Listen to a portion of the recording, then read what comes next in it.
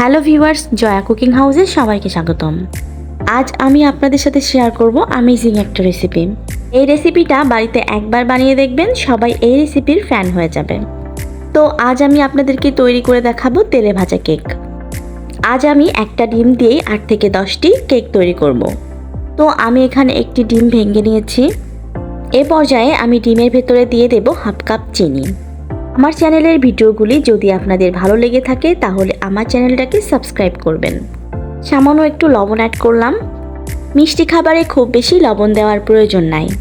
এ পর্যায়ে ডিম আর চিনিটাকে খুব ভালোভাবে ফেটে নিতে হবে। যতক্ষণ পর্যন্ত চিনিটা পুরোপুরি গলে না যায় ততক্ষণ পর্যন্ত ডিমটাকে ফেটতে থাকবো। ডিম আর চিনিটা ফেটানো হয়ে গিয়েছে। এখন আমি অ্যাড করব হাফ কাপ আটা। অ্যাড করছি 1/4 চা চামচ বেকিং পাউডার। এ পর্যায়ে সবগুলো উপকরণ মিশিয়ে নেব। মেশানোর কাজটা খুব ভালোভাবে করবেন, তাহলে কেকগুলো খুবই সফট আর সুন্দর হবে। রুটি বানানোর সময় যেভাবে ব্যাটার তৈরি করি ঠিক সেভাবে আমরা এই ব্যাটারটাকে তৈরি করে নেব। এ পর্যায়ে ডিম আর আটার ভেতরে দিয়ে দেব তেল। তেলের সাথে ব্যাটারটাকে আরও একটু মিক্সড করে নেব। কেকের এই ব্যাটারটা খুব বেশি শক্ত করা যাবে না, কিছুটা সফট রাখতে হবে। তো কেক বানানোর জন্য আমার এখানে ব্যাটারটা রেডি হয়ে গিয়েছে।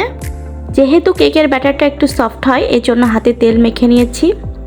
কেকের ডো থেকে ছোট করে লেচি কেটে নেব, তারপরে হাতের মাধ্যমে শেপ দিয়ে দেব।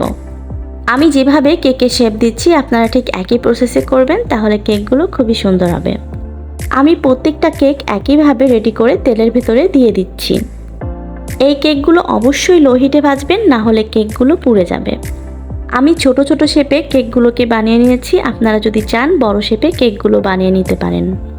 কেকের এক পাশ ভাজা হয়ে গেলে অন্য পাশে সাইড চেঞ্জ করে দেব।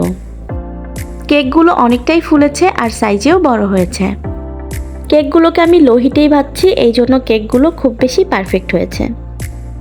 আমি আবারও একটু কেকের সাইডগুলো চেঞ্জ করে দিচ্ছি। এই কেকগুলো রেডি করতে আপনার সর্বোচ্চ 5 মিনিট সময় লাগবে, এর বেশি সময় লাগবে না। আপনারা এই কেকগুলো একবার ভাজার পরে সংরক্ষণ করেও খেতে পারবেন। তো আমার কেকগুলো ভাজা হয়ে গিয়েছে, এখন আমি এগুলোকে উঠিয়ে নিচ্ছি। কেকগুলোর কালার এতটা সুন্দর হয়েছে, আমার তো এখনই খেতে মন চাইছে। এই কেকটা আপনি একবার বানিয়ে না খেলে কখনোই বুঝবেন না যে তেলে ভেজে এত সুন্দর কেক বানানো সম্ভব। আমি প্রথম যেদিন এই তেলে ভাজা কেকটা খেয়েছিলাম সেদিন আমি খুব বেশি অবাক হয়েছিলাম। এটা ভেবে যে এত কম উপকরণে আর এত সহজে এত মজার একটা কেক রেডি করা যায়। আপনারা অবশ্যই এই কেকটা ট্রাই করবেন আর আমাকে কমেন্টসে জানাবেন আপনাদের কেমন লাগলো।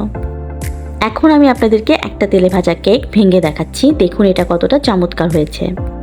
এই কেকটা খেলে আপনি তো এই কেকের ফ্যান হয়ে যাবেন। তো আজ এই পর্যন্ত, সবাই ভালো থাকবেন। Thank you everyone.